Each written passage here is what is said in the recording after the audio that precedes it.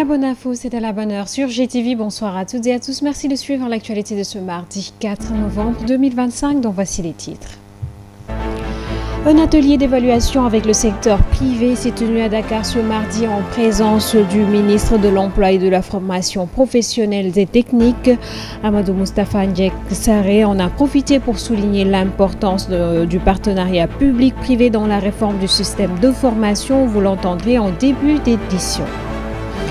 Pour améliorer les services de santé maternelle et infantile et la lutte contre certaines maladies, le Sénégal et le Fonds mondial misent sur le renforcement de leur partenariat avec certaines organisations internationales. Dr Ibrahima Sy, ministre de la Santé et de l'Hygiène publique, nous en dira un peu plus sur les stratégies envisagées. Ce sera dans ce journal. Et puis, le mois de novembre est dédié à la sensibilisation sur les maladies masculines telles que le cancer de la prostate. Le compte à rebours est lancé chaque année à partir du 1er novembre dans le but de sensibiliser les hommes au dépistage et à la prévention du cancer masculin. Un reportage d'Amsatou Gano à suivre dans ce journal que nous allons développer juste après ceci.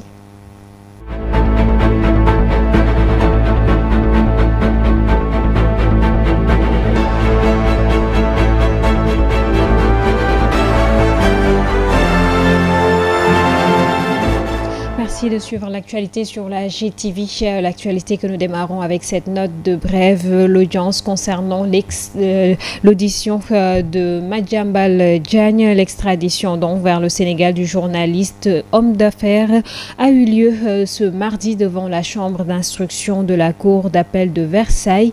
À l'issue du procès, le délibéré a été fixé au 25 novembre prochain. Madiambal Diagne est cité dans un rapport de la cellule nationale de traitement des informations financières CENTIF concernant un marché de sous-traitance de près de 21 milliards de francs CFA avec le groupe Eli Project. Les transferts jugés suspects s'élèvent à 12 milliards de francs CFA, soit environ 18 millions d'euros pour l'heure. Le président du directeur général du groupe Avenir Communication devra donc prendre son mal en patience. Je vous l'annonçais en titre, le ministre de la formation professionnelle avec le ministère plutôt de la formation professionnelle avec l'appui de l'agence, le groupe de l'agence française de développement a organisé ce mardi un atelier d'évaluation du secteur avec le secteur privé, une rencontre qui vise à tirer les enseignements du diagnostic national sur le partenariat public-privé en formation professionnelle et à identifier les leviers concrets permettant de pérenniser et d'élargir les dispositifs déjà mis en place. Suivant à ce propos le ministre de la formation professionnelle Amadou Ndiaye Sarré. Sous l'impulsion du président de la République, son Excellence Bassirou Diomaye Diakhar Faye, et dans le cadre de l'agenda national de transformation Vision Sénégal 2050, le capital humain est au cœur de notre stratégie de développement.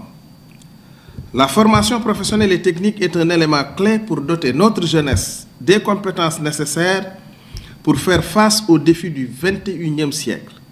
C'est dans cette dynamique que nous nous engageons à renforcer nos efforts, à moderniser nos structures et à ouvrir davantage le secteur privé aux initiatives de formation. Aujourd'hui, nous voulons aller plus loin. La construction du centre de référence au métier du numérique avec l'appui de la coopération luxembourgeoise va nous permettre d'expérimenter un nouveau modèle de gouvernance de ce centre dont la gestion sera confiée à une structure privée permettant de combiner l'expertise et l'agilité du secteur privé avec les objectifs d'intérêt public du gouvernement.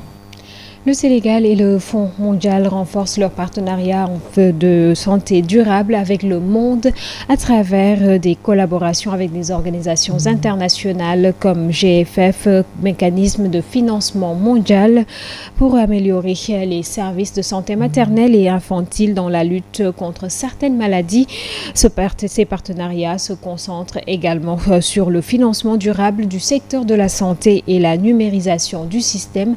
Voici Dr Ibrahima Sy, il est le ministre de la Santé et de l'Hygiène publique et il s'exprime au micro de Mansour Diassé.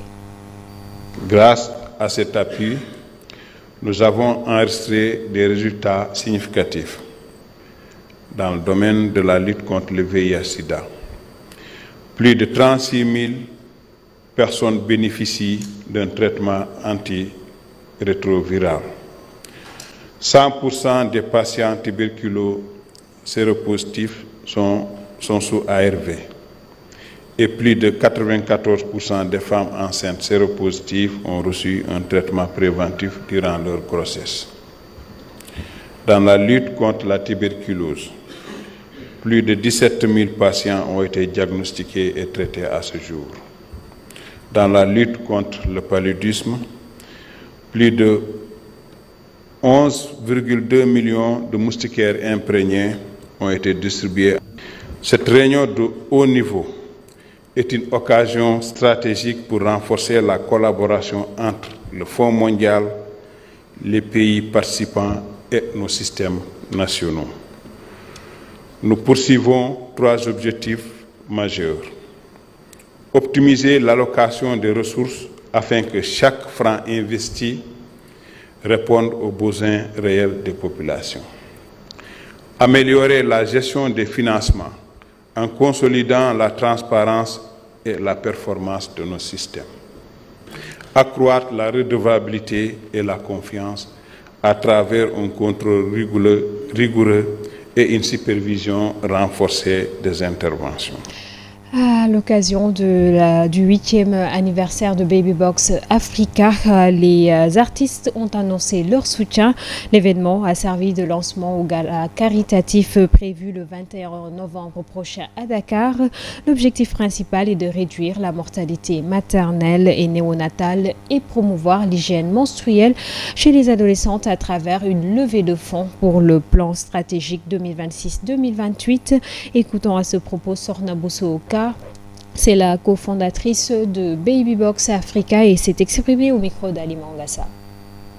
Nous avons mis en place donc, ce kit qui s'appelle Judobox, donc qui est un kit qui vise à accompagner la mortalité, la lutte contre la mortalité maternelle et néonatale. Dans ce kit, vous avez un certain nombre d'articles made in Sénégal, qui sont fabriqués ici au Sénégal et qui visent à accompagner la maman depuis la grossesse jusqu'aux 1000 premiers jours. C'est ce qu'on appelle un peu les 2 ans de l'enfant, voire un peu plus tard, durant la petite enfance. Et donc dans ces kits-là, vous avez un certain nombre d'articles qui sont là pour accompagner la dignité du couple mère-enfant, mais c'est une forme d'incitation, parce que ces kits ne sont pas offerts sans conditions. Les conditions, c'est vraiment un certain nombre de respect de conditions en termes sanitaires. Je parle des visites prénatales, des visites postnatales. Il y a également l'enregistrement à la naissance, mais il y a également la présence à un certain nombre d'ateliers sur la protection, sur l'hygiène, sur le respect de l'environnement, également sur le leadership. Oui, on parle beaucoup de souveraineté nationale. Nous, l'idée, c'est vraiment d'accompagner la femme dans l'indépendance, je dirais, en termes d'approvisionnement. Ce qu'on cherche aujourd'hui, c'est à offrir des kits qui sont fabriqués localement avec un matériel complètement made in Sénégal. L'objectif dans ça, c'est de ne pas dépendre de l'approvisionnement externe. Donc le gala aura eu le 21 novembre au Noom Hotel, comme je vous le disais, et on aura 2 artistes qui sont engagés et alignés à notre vision, qui sont Kumba Gawlo Seck et Baba Mal. L'actualité hors de Dakar pour améliorer la prise en charge sanitaire des populations de Marsa dans la commune de Gabou est située dans le département de Bakel. Le directeur général de la CEMIG a offert un important lot de matériel médical au poste de santé du village. Mamadou Koulibaly en a profité pour déplorer l'insécurité dans la zone où des attaques à main armée sont souvent notées. Il demande donc le renforcement du dispositif sécuritaire dans cette partie frontalière avec le Mali. Mamadou Koulibaly, directeur général de la société d'exploitation du marché d'intérêt national et de la gare des gros porteurs, est au micro de notre correspondant à Tambacounda, Amadou Diallo. Le matériel était tellement important puisque c'était une demande. Et le poste de santé de Marsa, il faut le dire, c'est un poste de santé qui manque énormément d'équipements. Donc, en tout cas, ils ont reçu tout ce dont ils avaient besoin. Et aujourd'hui, nous allons continuer dans ce sens-là. En fait, comme je l'ai dit tout à l'heure, ces matériels aujourd'hui ont une utilité extraordinaire.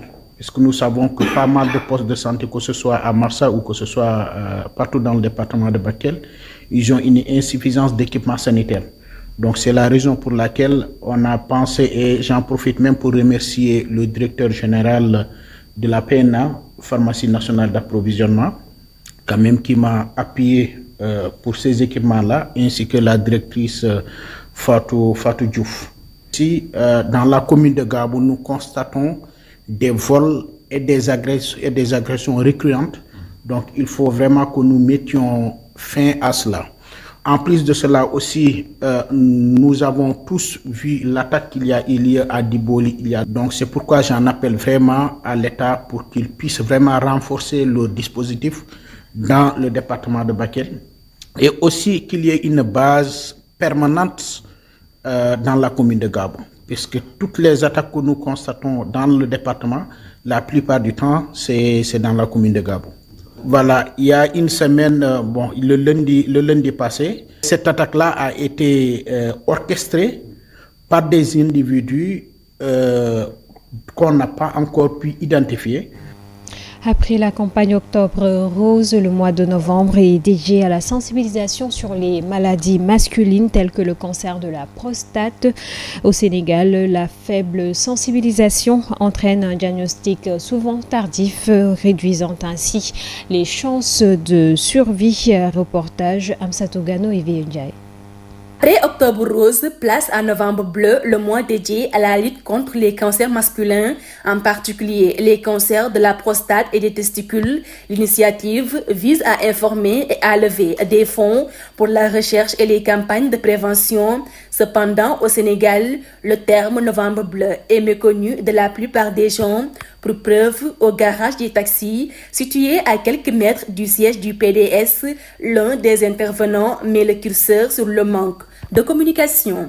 Franchement, je ne connais pas le terme Novembre Bleu, mais je connais Octobre Rose. Cela s'explique par le fait qu'il n'y a pas assez de communication pour inciter les personnes à se faire dépister. Ces cancers sont encore trop souvent diagnostiqués tardivement. C'est pourquoi leur prévention et leur détection précoce sont essentielles. Pour Khalifa, certes, il ne connaît pas Novembre Bleu, mais s'est déjà rendu chez les blouses blanches pour se faire dépister. Hier, j'étais à l'hôpital pour un dépistage. Même si je ne sais pas ce que signifie Novembre Bleu, c'est pour éviter un quelconque cancer. Mieux vaut prévenir que guérir. Cette assertion trouve tout son sens dans la mesure où cet homme préconise la prévention précoce pour éviter tout type de cancer. À partir de 45 ans. Au-delà de 45 ans, les hommes doivent se faire dépister contre les cancers de la prostate et des testicules car ils sont des maladies silencieuses qui déciment petit à petit les hommes. Le cancer de la prostate est le premier cancer chez l'homme. Il y a au moins 1000 cas de cancer qui sont diagnostiqués chaque année. Ici, au Sénégal, la détection de ces cancers reste souvent tardive et sont responsables de plusieurs décès. Le projet d'appui à la planification nationale de l'adaptation PNA a lancé ce lundi à Thiès une session de formation de 2 jours destinée aux membres du comité régional sur les changements climatiques et à leurs partenaires locaux. L'objectif est de renforcer leurs connaissances sur les fondamentaux du changement climatique et sur les concepts clés liés à l'adaptation et à la résilience. Écoutons à ce propos Ousseynou Ndione, il est chargé de projet au niveau de la direction climatique et des financements verts. Le processus PNA, Plan national d'adaptation, pour les membres du comité régional changement climatique de Thiès. Pour rappel, c'est un atelier organisé par le ministère de l'Environnement et de la Transition écologique en collaboration avec le programme des Nations Unies pour le développement. Et cette formation entre dans le cadre de la mise en œuvre du projet Mettre en cohérence la planification nationale et infranationale de l'adaptation au Sénégal. Donc cet atelier de formation de 2 jours a pour objectif de renforcer les capacités des membres du COMREC leurs capacités, leurs compétences, afin de leur permettre de jouer pleinement leur rôle dans le processus d'élaboration et de mise en œuvre du plan national d'adaptation. Et de leur permettre également de pouvoir identifier les priorités d'adaptation au niveau de la région de Thiès. Pratiquement toutes les régions du Sénégal, les phénomènes de changement climatique, en tout cas, frappent de plein fouet la région de Thiès, notamment la variabilité pluviométrique avec les sécheresses récurrentes, les inondations qui sont constatées, les régions côtières au niveau de la zone de Sali. C'est des impacts en tout cas qui sont observés au niveau de la région et qui constituent en tout cas des priorités en termes d'adaptation, en termes d'options d'adaptation en tout cas pour la région de Thiès. Politique dans cette édition, la sortie de Dr Abdourahmane Diouf continue de susciter de vives polémiques au sein de la mouvance présidentielle. Assiste-t-on à la naissance de deux camps au sein de la majorité? Et si une fracture se confirmait, quelles en seraient les conséquences? Entre analyse et mise en garde, le journaliste, chroniqueur et analyste politique Demba Ramataja tente d'apporter des réponses. Il a été joint au téléphone par Abdoulaye Ndiaye. Récemment, le ministre de l'Environnement, Dr Abdourahmane Diouf, a fait une sortie qui a déclenché des tirs groupés de la part de certains responsables de PASTEF, qu'il s'agit de Abbas Fall, Toussaint Manga, Wali Boyan, entre autres. Bon, dans son discours, il a parlé de réconciliation, de pardon, de justice des vainqueurs. Ceux qui n'ont pas adhéré, les leaders de PASTEF.